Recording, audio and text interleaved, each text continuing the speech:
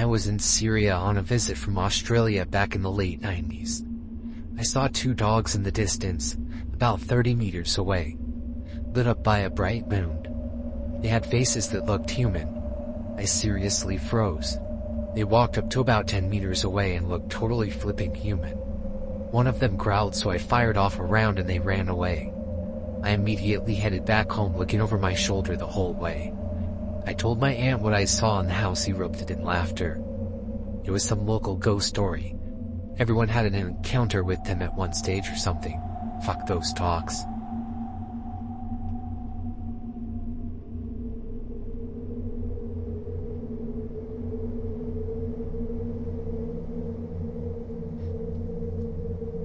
It was in the summer around dusk, and I was camping at a remote campground with my dad.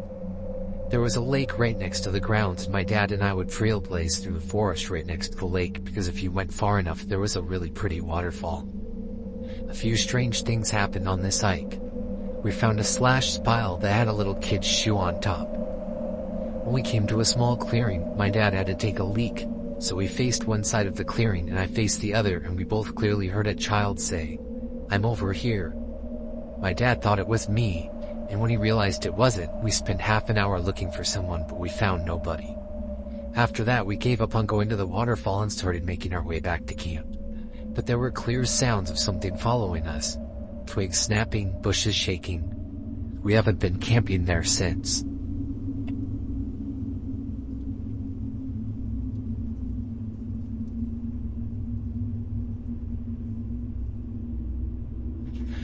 I was in the woods with 3 friends at night. A friend's house was nearby and I was getting hungry, so I went inside to find some food. Another friend came inside with me. 2 friends were still outside. Later on, one of the 2 who were outside comes in and sees the indoor friend on the couch next to me. They panic and immediately run back outside. I poke my head out the door asking what's going on, only to hear them yell as loudly as they can, "That's not Kevin." Everyone comes inside and calms down a bit, and the story comes out. They thought the friend who was indoors with me, Kevin, had been outside with them this entire time. Why? Because in the darkness of the woods they saw a silhouette about the same height walking alongside them silently. Then at some point it ran away and they were chasing it, thinking Kevin was running off for some reason. The reason my friend yelled, "That's not Kevin," was to stop the last outdoor friend from chasing whoever was out there deeper into the woods.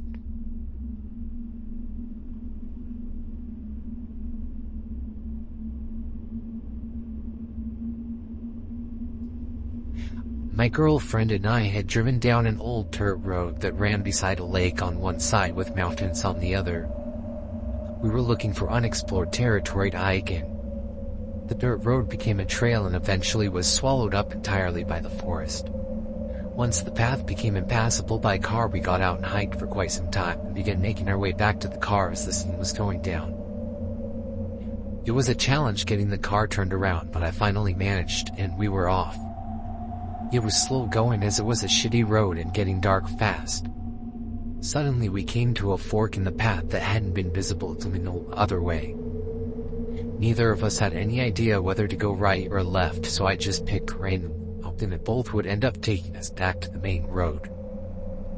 As we rounded a small curve in the road, our headlights fell upon a man dragging a large hockey duffel bag off the trail into the woods. As soon as the lights hit him, he just froze completely still. Driving past him felt like an eternity because we couldn't have been doing more than 5 miles an hour due to the shitty road. My girlfriend and I didn't say a word to each other until we were well past him.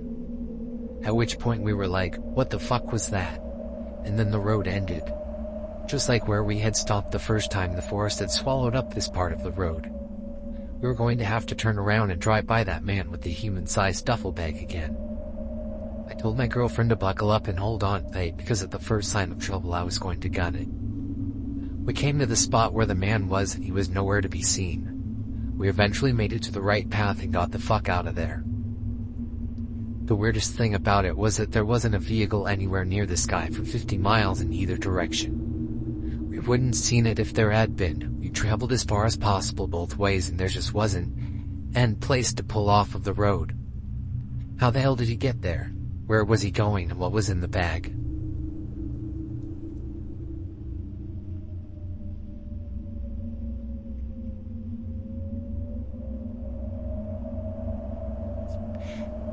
I was camping and some of the group had gone off on a late night stroll.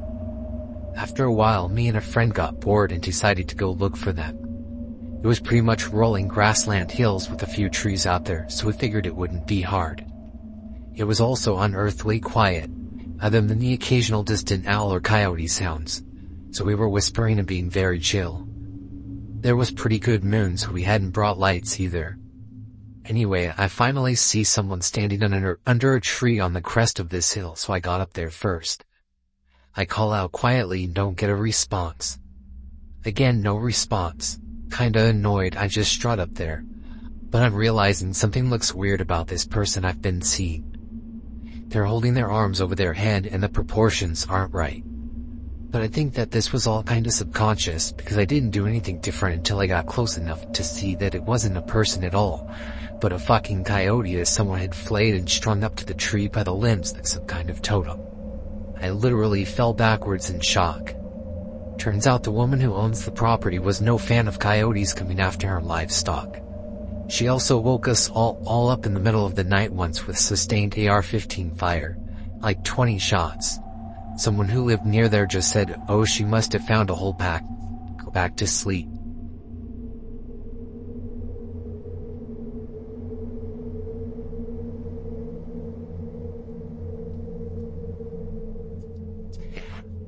I walk at night in my rural area regularly. I've encountered black bears, coyotes, bobcats, angry deer, and everything on down. No real concern. But the creepiest encounter was a little black pickup truck with rainbow and unicorn stickers. Bubblegum pop music blaring, and it smelled like cotton candy when it passed me. First time it passed me, it swerved to hit me. I jumped out of the way easily. I thought nothing of it really, just figured they were startled by seeing me at night with my reflective gear.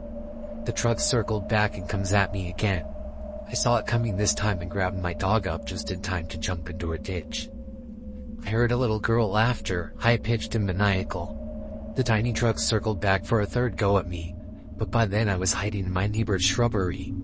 I watched it slowly drive down the road, hearing giggling as it passed me. Fortunately, it kept on going and I made it home just fine.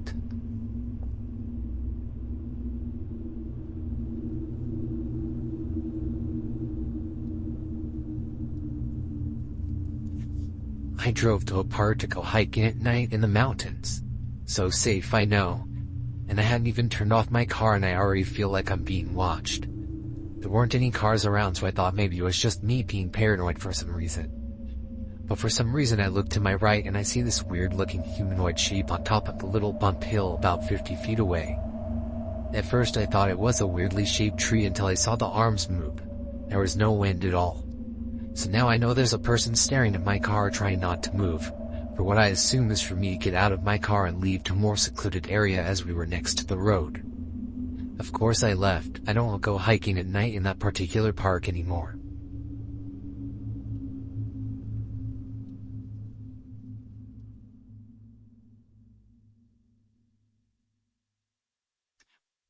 Not intending to mock any religion or beliefs, and I really don't know which group this would be credited to anyway.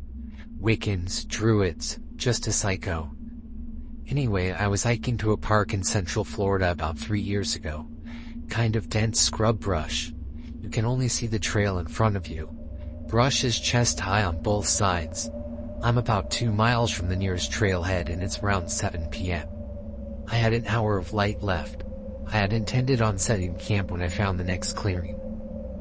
First clearing I get to has a gator head in the middle, with a circle of stones around it. Maybe 2 to 3 weeks old. Just a dried skull with scales, soft tissue was gone. I had seen gator skulls left by poachers before and I usually ignore it, but it gave me a weird vibe so I kept walking. About 15 minutes later, and deeper in, I get to another nice-sized clearing. This time, a few dead birds were strewn up to some sticks hanging in a circle, like a mobile over a baby crib. 7 or 8 small birds, maybe 4 feet across, had been there for a while. It didn't smell anymore, at least. Still creepy enough to send me on my way. Third time's the charm, right? Wrong. 20 minutes later, and after taking to some side paths to get away from the main trail, and hopefully avoid any other displays, I find a fresh one. A deer head on a stick, with sticks scattered around making 4 circles around the base of the stick. The blood was splattered all around the sticks, fresh enough for the flies to still be on it. The head smelled rancid. Didn't see the body, but I didn't look for it either. I got out of there. I was dark before I got back to my truck.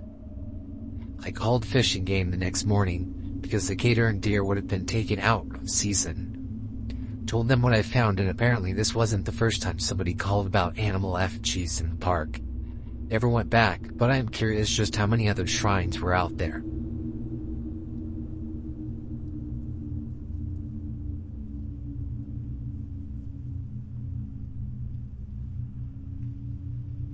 About a year ago, I was taking a walk at a local nature park.